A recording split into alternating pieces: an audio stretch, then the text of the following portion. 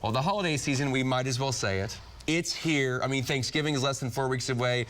Halloween's on Monday, and that also means a family road trip or 2 or 3 could be in your future. Beth Washington is here with me today from Safe Kids Tulsa area in St. Francis to make sure we all know how to use a car seat or a booster seat properly. Beth, welcome to the program. Thank you for having me. Welcome back, I should say. Meredith interviewed you about trick-or-treating a couple weeks ago. So Beth, you are just a font of knowledge here. I wanted to start off by just kind of the obvious. So let's just give you a scenario. I'm at Grandma's house. I want to take the kids along with me on Thanksgiving for an errand. We're just driving in the neighborhood. Everybody needs to be buckled up. That is correct. No matter where we're going, everyone needs to be buckled up. It's going to keep everyone safe, so no matter what. Even if it's on those city streets, because again, you never know how fast that other car could be going, even if it's on, you know, 123 Avenue, right? That is true, and statistics show that car crashes actually happen closer to your home than they do when you're out, you know, traveling. And there's another big statistic that I think, I just, again, want to hammer this point home, is so important, that this is really life and death. I mean, it truly is. It is. Car crashes is the #1 killer of kids ages 5 to 14, and the second leading cause of death to children from 1 to 4. So it's very important that we take care of our little ones. So at Safe Kids, what are you trying to communicate to parents first and foremost when you're talking about car seats? We want to make sure that we have our children in the appropriate car seat. It's at the correct direction, whether rear facing or forward facing.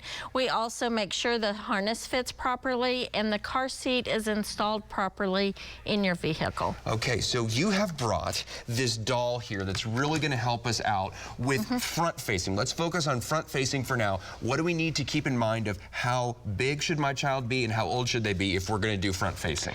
Well, a child has to be at least 2 years old to be facing forward. We want to make sure that the harness is snug on the child where you cannot pinch it here at the collarbone. This clip here needs to be at armpit level.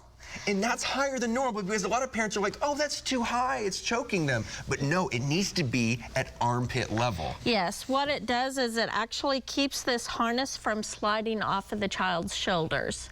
So it helps position that harness. Let's talk about a little bit, you can see kind of the anchors down here. What's the proper way? I know every car's different, but you should be able to figure out where those anchor points are in your car's back seat, right? Yes, there's actually 2 different ways to install a car seat, with the lower anchors like this or with the seat belt.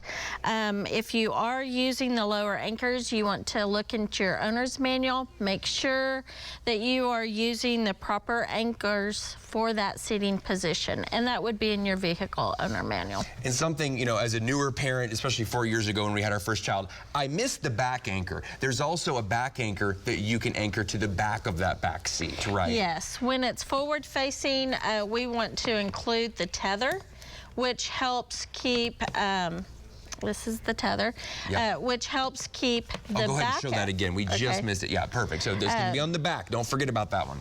And it helps keep the back of the car seat from falling forward. Okay, very important. Rear facing, what are the ages and weights for rear facing? Who has to be rear facing? By law, a child has to be rear facing if they're under 2 years old. The harnessing is pretty much the same. We want the retainer clip at armpit level. We want the harness snug where you can't pinch it. We want the car seat at an angle, about at a 45-degree angle. That way where the baby's head isn't falling forward and could cut off the baby's airway. Right, so we have this. I'm going to switch out the booster seat. And the rear facing, by the way, on a lot of these, you can see the rear facing positions back here. So make sure to read those. So I'm going to hand you our booster seat now, Beth. I'm going to take our friend here with the forward facing. So what do we know about booster seats? Who's allowed to use a booster seat here? A child should move into a booster seat when they're 4 years old, roughly, and 40 pounds. Okay. But I would say booster seats are probably the biggest step that parents forget. Once that child hits 4, they think they're old enough to just sit in a seatbelt alone, but that seatbelt does not fit them properly. So it's important to use a booster seat to boost that child up to where the shoulder belt fits them properly and the lap belt fits a lot of them properly as well. So this is to boost them so the seat belt isn't right here as it would be.